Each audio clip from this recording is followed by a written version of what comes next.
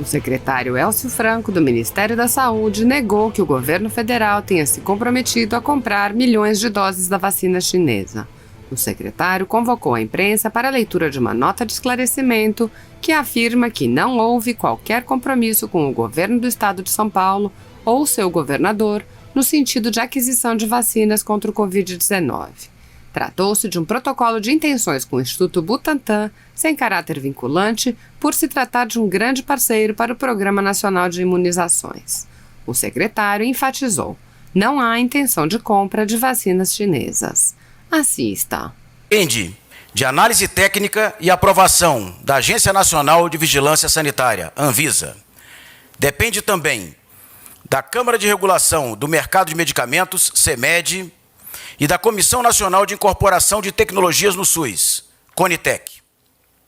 Destaca-se que o governo federal, por intermédio do Ministério da Saúde, tem envidado esforços na direção de proteger a população por intermédio de várias ações, como a adesão na iniciativa COVAX Facility, com opção de compra de vacinas, e o contrato de encomenda tecnológica AstraZeneca-Oxford, com insumos estrangeiros em um primeiro momento para o escalonamento de 100,4 milhões de doses e a transferência tecnológica para a produção própria de insumos, o que possibilitará que a Fiocruz produza mais 110 milhões de doses de vacina no segundo semestre de 2021.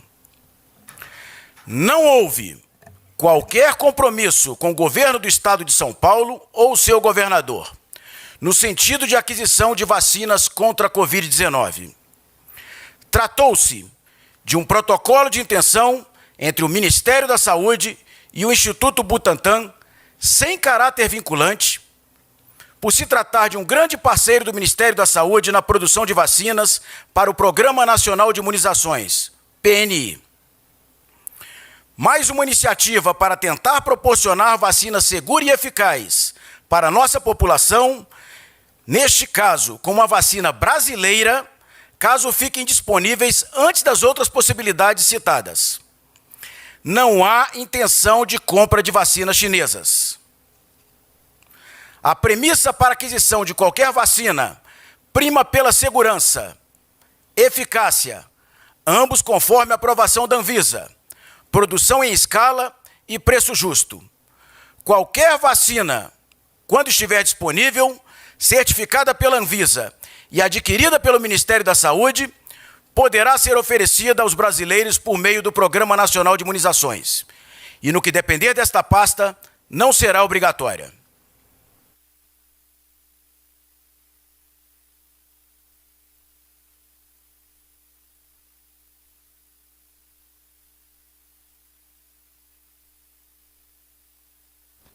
Todos sabem por que acabou-se com a prisão após segunda instância.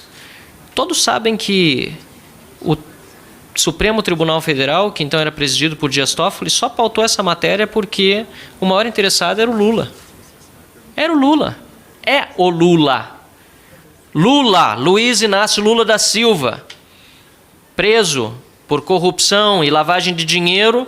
Eu vou ser bastante breve, acho que uma das discussões que está na mesa sobre valer ou não para processo em andamento, essa PEC, que vai ser certamente aprovado por essa casa, há todo o anseio popular e também a movimentação dos deputados, o que é positivo. E quero deixar minha opinião desde já que, por ser norma processual, nesse caso, deveria valer para todos os casos, inclusive os que estão em andamento. Aqui na Câmara, todos sabem por que acabou-se com a prisão após segunda instância. Todos sabem que o Supremo Tribunal Federal, que então era presidido por Dias Toffoli, só pautou essa matéria porque o maior interessado era o Lula. Era o Lula. É o Lula. Lula, Luiz Inácio Lula da Silva, preso por corrupção e lavagem de dinheiro, foi o maior interessado na decisão do STF, e o STF, por meio do seu presidente, Dias Toffoli, só pautou essa matéria por conta deste maior interessado chamado Luiz Inácio Lula da Silva. E eu vou dizer aqui, tem gente que não gosta de falar isso em público, mas aqui na Câmara todo mundo sabe, todos os deputados se conversam, os bastidores, senadores, todo mundo sabe, deputada Adriana, deputada Paula, que o Lula foi o maior responsável para que se mudasse essa jurisprudência, o que já é um absurdo em si, porque a lei deve valer para todos e não deve olhar para pessoas individualmente. A Constituição deve ser interpretada de acordo com os valores que estão ali esculpidos e não de acordo com o réu que está sendo atingido por uma de suas por um desses valores que estão ali na Constituição. E tornar a nossa Constituição maleável a ponto de colocar o país na triste posição de o único no mundo em que não há prisão mais para quem está condenado em segunda instância, é algo que é, para mim, como cidadão, principalmente como jovem, inconcebível. Eu quero acreditar num país melhor, eu quero acreditar num país em que todos estejam sendo julgados com justiça, sob a mesma lei. E no caso do Lula, ele foi condenado, aliás, em 3 instâncias. Foi, inclusive, o próprio STF negou-lhe habeas corpus. Então nós temos uma situação anômala no Brasil, que é histórica, em que, a depender do poder da pessoa que está sendo investigada ou do poder da pessoa que é ré, muda-se a interpretação constitucional. Isso é um absurdo. E eu repito, deputados aqui na Câmara sabem, todo mundo sabe. Se alguém quiser dizer que eu estou errado, fique à vontade.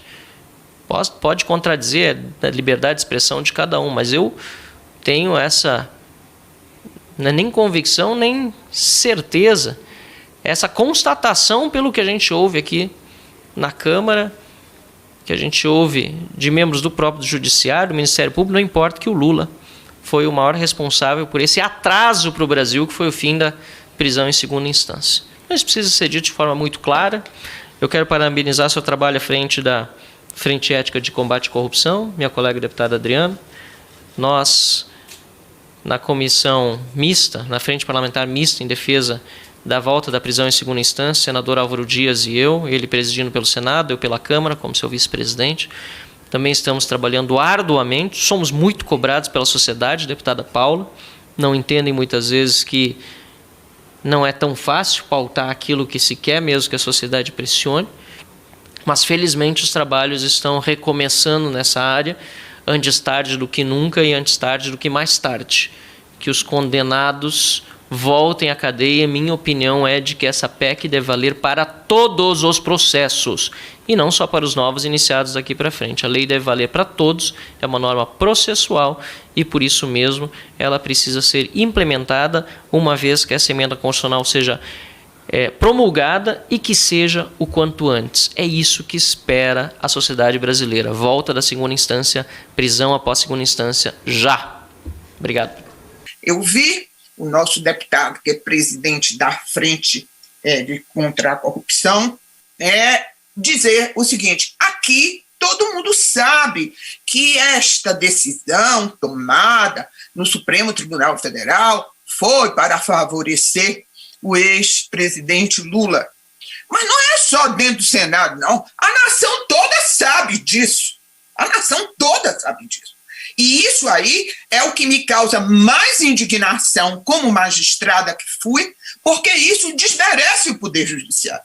Isso desmonta a credibilidade do Poder Judiciário.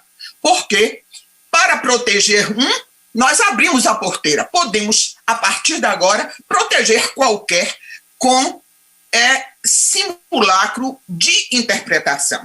De forma que esta PEC tem um valor extraordinário no momento em que ela acaba com essa questão que foi inventada. Mas outras situações, outras interpretações podem ser vistas. E é por isso mesmo que o parlamento tem de ficar muito atento ao Poder Judiciário, na sua cúpula, inclusive, que cabe justamente ao Senado, não é? Por os limites necessários ao Supremo Tribunal Federal.